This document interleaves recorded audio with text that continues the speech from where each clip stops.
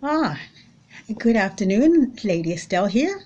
I would like to take you to England with me on my little trip here at Tea Time Tuesday. I had promised you last week that we were going to try some British teas and tell you a little bit about my trip when I went to England. This was in September of 2019. It was uh, a wonderful, wonderful trip that I'm so happy that I was able to make, being that the next year, 2020, the pandemic set in. So it wasn't a good time for traveling. So I traveled just in time. I went to London and it was a lifetime experience. I got to go to quite a few little tea shops and have tea, and I bought some tea from London when I was there. Um, I did buy, I went to the Buckingham Palace gift shop and I did get some of the Buckingham Palace tea. But the tea is no longer in here. I kept the little containers 'cause I thought they were so wonderful, and I do put English tea in here to replace it. And then it also came with some little British biscuits came in this little box. This was last year, so obviously they're not in there. So I usually put my biscuits in here to have tea with. So at least they get a second use. I thought the box was quite beautiful. It has Buckingham Palace on it, and it has some wonderful scrolls on it, and it's just beautiful. The tea that I do have in here today is it's called the Buckingham Palace Garden Party. It's a wonderful tea that is has it starts with your British teas of black tea, oolong tea, and then they enhance it with some floral smells. As you can see some flowers in there. Guess from the garden, like lavender in here. It's a wonderful tea. So um, I like that. So what we're going to do is we're going to try one of these. We're going to try this right now. And what we're going to use is my Queen Victoria cup, teacup, which I'm so pleased to have. It came from the Buckingham Palace gift shop. I had ordered it online long before I went to England, and it took a month to get here. So I bought this along with Prince Albert. You can't have Queen Victoria without Prince Albert. So what we're going to do today is we're going to try this wonderful tea called Buckingham Palace. Just remember the name, Buckingham Palace Garden Party. You can find it online. Amazon has it. It's the company that distribute it is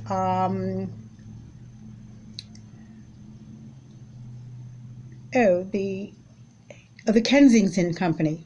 So if you want to look up the Kensington Company, you can find it. So we're going to put some little tea in here. I'm going to use our little spoon. We're going to fill up our little strainer. Okay. Now just remember, this is a black tea, oolong tea, and some, oh look at it, you can see the buds already, and beautiful lavender buds. We'll see if it's floral or, let's see how this will taste. Okay. And I definitely on my way home from England, I definitely had to get my teapot The cozy was given to me. Okay, so we're going to pour this in here. Oh,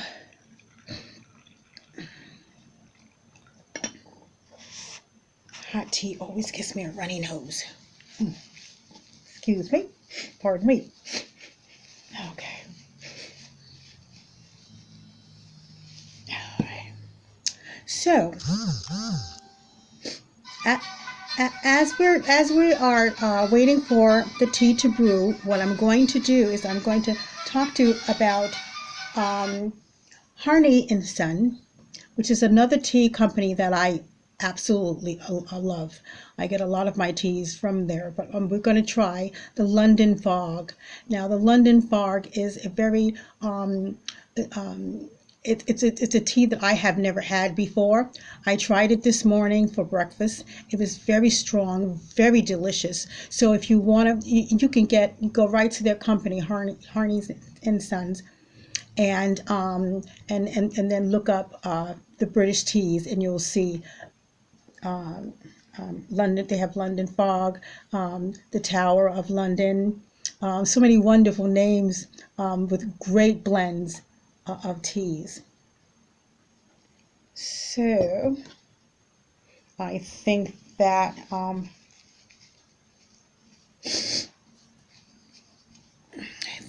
my, oh yes, yes, yes.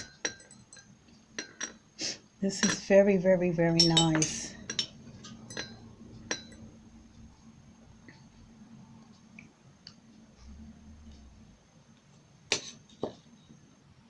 Okay. Um, this is a nice black tea. Um, I don't usually use sugar. You can if you want to, but I don't usually use black tea in black tea. Some people even use a little cream in their tea, in their black tea, because it's very strong. I shouldn't use the word strong. Robust is the word more so than strong. So I am just going to stir this a little bit, get my tea leaves nice and even. I'm definitely going to get a napkin because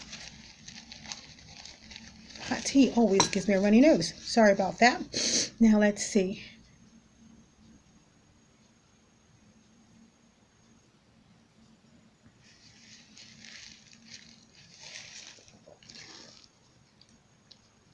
Oh, this isn't very strong at all. Um, I do taste the lavender. Um, and it's not, obviously it's not sweet because I don't use sugar. And it's just it's not as strong as I thought it was going to be.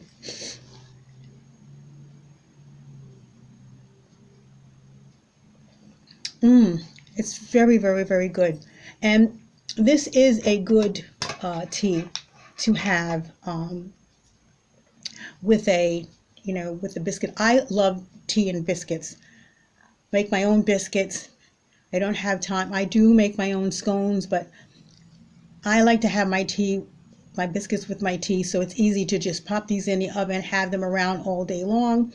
Put a little jam on there, and put some great different kinds of preserves that you can get, and put them in your little can, in the little can that you like, and so that you'll be able to have your tea and biscuits. Very British style. I'm going to have another sip because we are going to try another tea.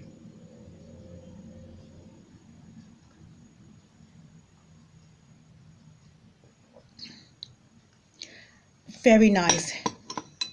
And I say thank you, Queen Victoria, from her cup.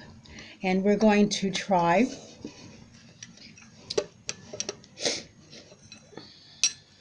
which we really should have tried in Queen Victoria's cup. We really should have tried. This is a nice tea from Harney and Sons, and It's called the Royal Palace tea. And as you can see, it has her symbol on the front, the royal emblem on the front of it. It's quite nice. It does match the cup nicely. But the reason why we're not going to have these today is because I couldn't find these in whole teas, which I really love. I could only find it in a sachet, the little sachet, which I like too, but it's very wonderful. This is full of bergamot. It's another British tea, black tea, oolong tea, and the bergamot oil. If you like Earl Grey, then you'd like this. This is it's a typical British tea. So what we are going to try in Prince Albert's cup. Thank you very much, Prince Albert. Here we go. We're going to try the London Fog. Now, this tea was created in the Victorian era. It's a very, very, very, when you open up the top, you can really smell. It's very aromatic. It is, once again, the black tea. It has oolong tea. It has lavender, vanilla, and they made it to be very aromatic. I think for the reason why is because when you think of the London fog around that time, it was so foggy through all of the industrial businesses going and leaving and polluting the air to where it became very thick and very smelly and very like burning coal all the time. It was very, very, very thick, and people would spend much time trying to make their homes smell good so that it could be tolerable, because the smell was all over London. And so when they created this London fog, they wanted something very strong and very powerful. So the black teas and the oolong tea is very, very strong tea. But they also put the lavender and the vanilla and the almond smells, just the nutty smells, just to give you that feeling or the idea that they are trying to make it very aromatic. And when you open oh my goodness, when you open the can up, it's very, very, very, very it's I hate the word strong. It's very it's powerful. Let's say that. So let's see how it tastes. So we're going to use another little tea strainer that I have. I haven't used this one before, so okay, it opens up pretty nicely. And we're going to, where's my little spoon here? I'm going to pull the little strainer up.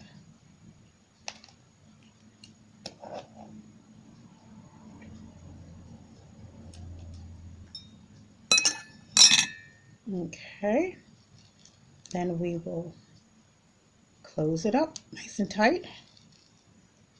Okay, put that in our teacup. Close our tea so we don't have any spillage, because I have a tendency to knock things over. Okay, and our hot water.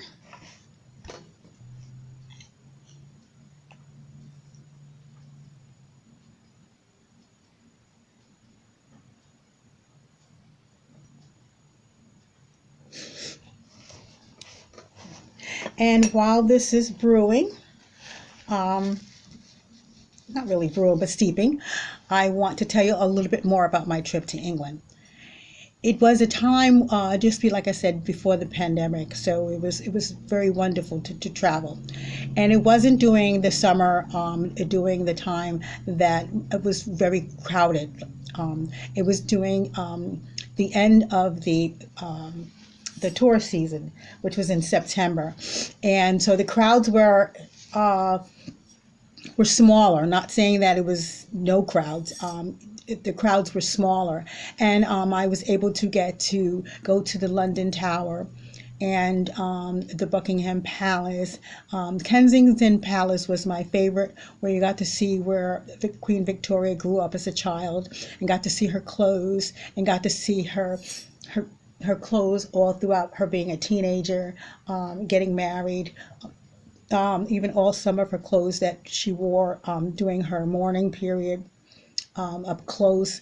You got to see her fabulous, fabulous jewelry and her crowns, and you got to really get to know her a little bit more in the Kensington Palace. And then we also went to right in there's a garden there, and there's a little tea parlor right there on the ground. So I got to have tea, a really elaborate afternoon tea with the works, and it was just fabulous. Even with a glass of champagne with it, you know me, I was in my glory. And the young lady that I had traveled with she was a historian like myself, and she just this was wonderful for her. I was starting to before a couple of not a couple of months, but about a year ago, before I had started to get glaucoma in one eye and lose my eyesight in one eye. So my traveling companion was basically the other eye for me, and she would, Estelle, look at this. This is Estelle. I know you're gonna want to see this. So I didn't miss anything. She was just there. The art.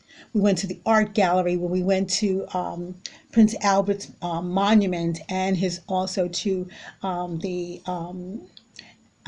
Victoria and Albert Museum, which was, you need 3 or 4 days, maybe a week, to go through that whole museum. It's 3 floors. It's fabulous. It's just, I just couldn't. I think I had to hold my mouth up because I walked around with my mouth dropped. you know, it was a wonderful experience for me, and I'm so grateful that I was able to get to go to England and get to go to London, which I hope and I pray that I will be able to go back again. Okay, so this looks like, oh dear, this looks quite strong. So I'm going to take that out. Okay. And let's try this. This is going to be, I'm going to, excuse me if I use my left hand. I am left-handed. This is a wonderful cup. It's a royal blue, but it makes my dress look royal blue look today, but it really is it's purple, my royal purple, and the sun is coming in, shining awfully. It's really beaming through this window right now. So.